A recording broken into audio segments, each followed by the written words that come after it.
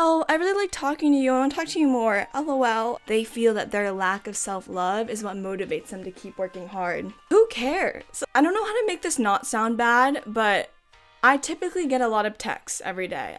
And I've had to learn this the hard way, which is so dumb. Today, I'm going to be talking to you guys about the 5 main mindset shifts that have literally been changing my life recently. Mindset shift number 1 is let other people disqualify you before you disqualify yourself.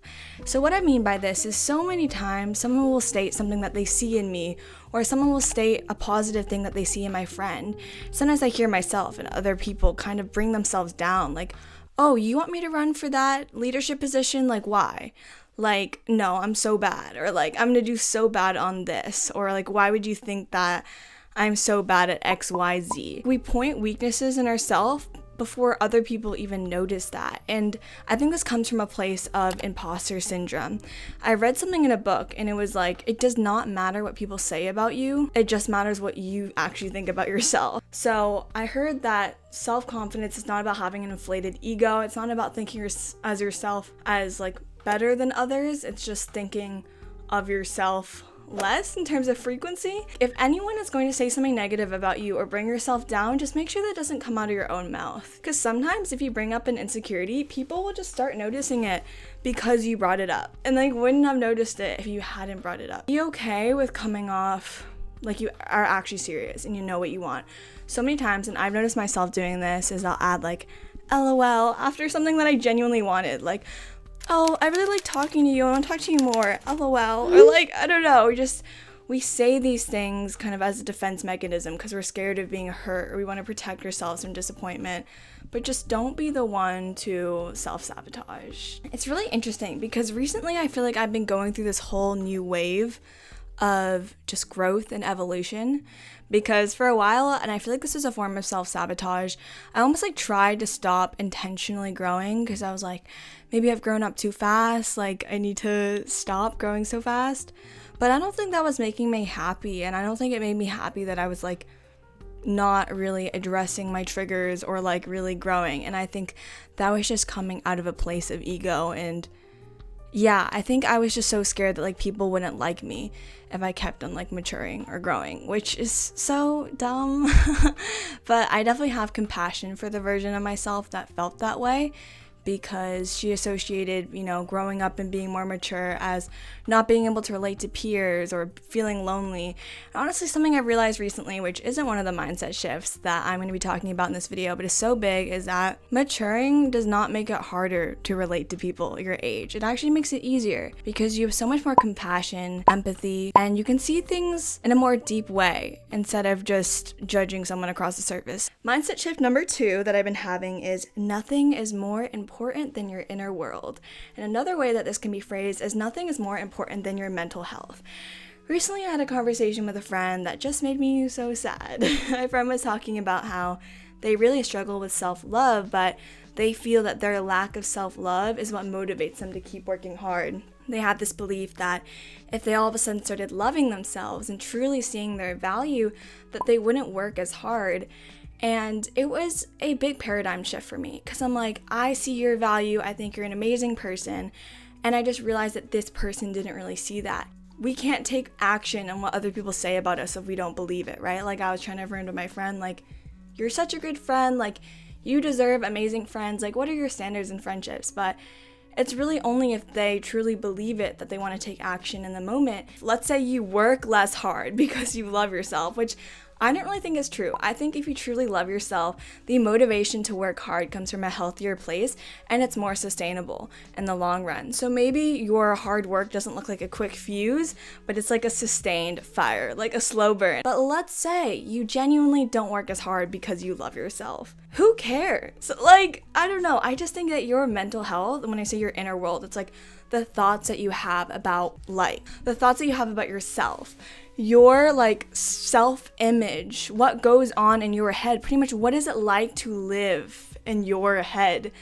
I think that what's going on mentally every day, that is literally like your life quality, because it's like that determines like your life experience. And I know right now is a really busy time and we're kind of talking about like, oh, college prep stuff, like, do we really have time for self-love, self-work? getting to a certain place does not make things easier. I have friends where maybe they're like at an Ivy League school, but they're stressed about getting their internship for sophomore year, and it's like, it was recruiting time and they were really stressed. The mental patterns we create, they don't just go away once we enter a new environment. So I think I've really been learning that your peace is so valuable, and this is something I'm slowly getting better at. And I think that prepping for the AP test has been a really good, just experiment and challenge for myself of how can I still work so hard for these exams, but it come from a place of love. And I want to continue building on that and to just have a more strong foundation for why I work hard, because just working hard out of love is just so much more sustainable and makes your inner world, your life experience, a much more beautiful place to be in. Okay, mindset shift number 3 is kind of long, but I just want you guys to listen closely. Every negative emotion serves as an opportunity for you to uncover the lies of your false self, allowing you to blossom into your true self. So what is the false self versus the true self? This could also be synonymous to the terms like shadow self, true self. Pretty much the false self is like our ego, who we think we are, maybe who our parents or other people have said we are, or like maybe we've just taken the negative things that people have said about us, it's fermented into us, just pretty much a convoluted sense of self, not like who we really are. I've been journaling so much recently that when I experience something and it makes me upset, I'll write it down. I'm like, why? Why? I listened to this sermon where the pastor said, when you feel a negative emotion, ask yourself why 3 times, go through a series of why.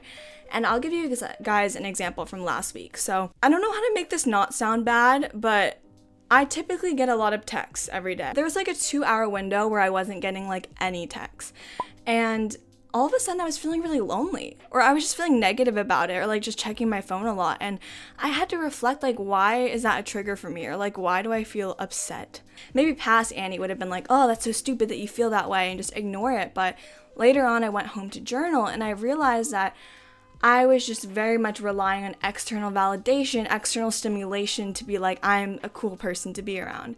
And it really made me realize that I want to learn how to spend more time alone and be okay with that silence and to love myself through that silence. Okay, now mindset shift number 4 is that detachment is key.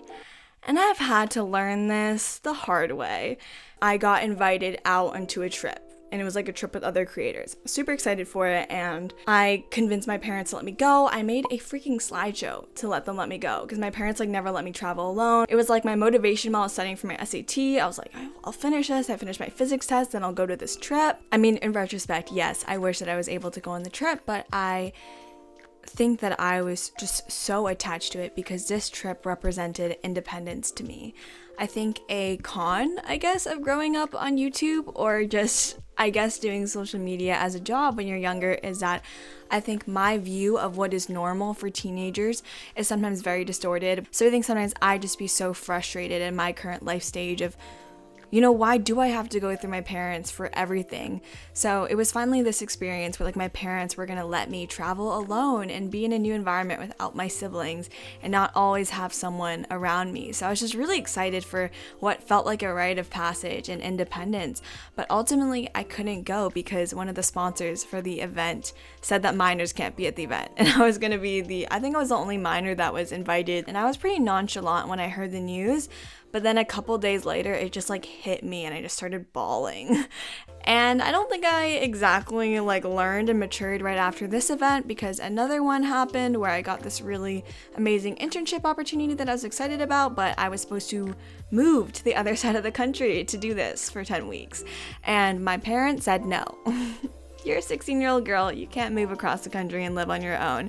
And I wasn't necessarily shocked that they said no, but it just hurt me so bad, because I was I worked so hard to even get the internship offer, and now what's stopping me is my parents won't say yes. So there's just a lot of conflict and stress of me trying to control my parents and just realizing I can't, and realizing that I was just so attached to certain opportunities, and I didn't believe it. Even when people would tell me Annie, don't worry, there's gonna be so many opportunities that will come your way, I didn't have the abundance mindset. I was very much in a scarcity mindset of I need to be opportunistic. I need to pursue this one thing now, or I don't know if it'll ever come again.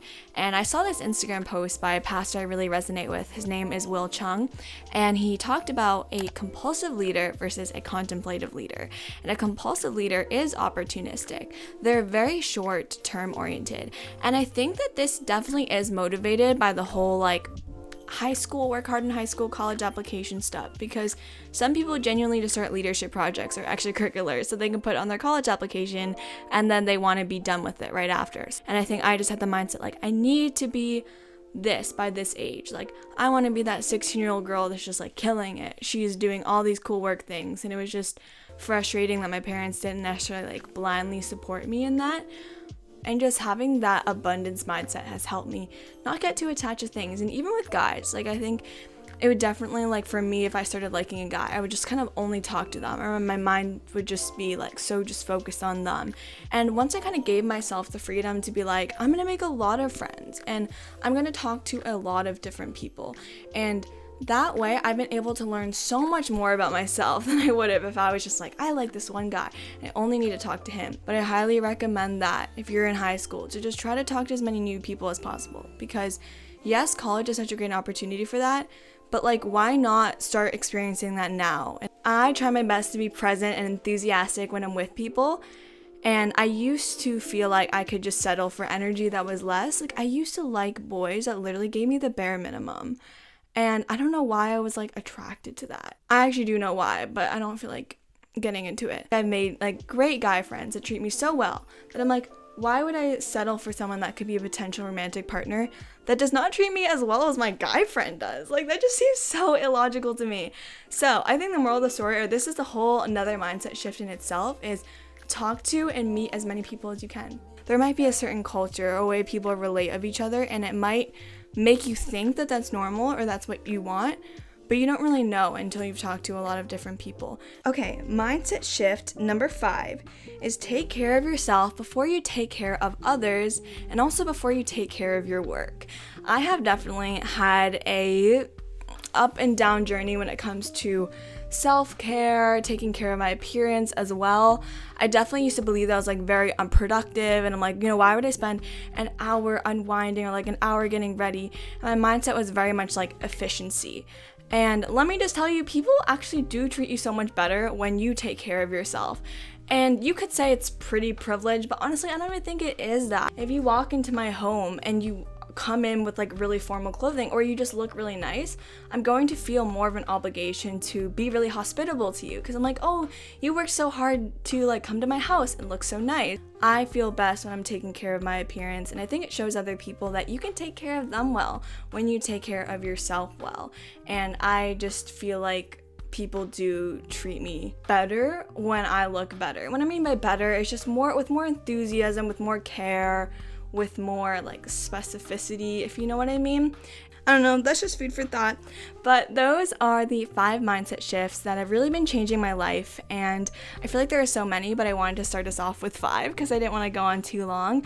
I hope you guys enjoyed this video. I'd love to hear in the comments down below, what is one mindset shift that you've been having recently that you think would really change the lives of everyone in our community? And I would love to read that because I'm personally just really curious. I am going to leave for my nail appointment and our dinner date, and I'll see you guys in the next one.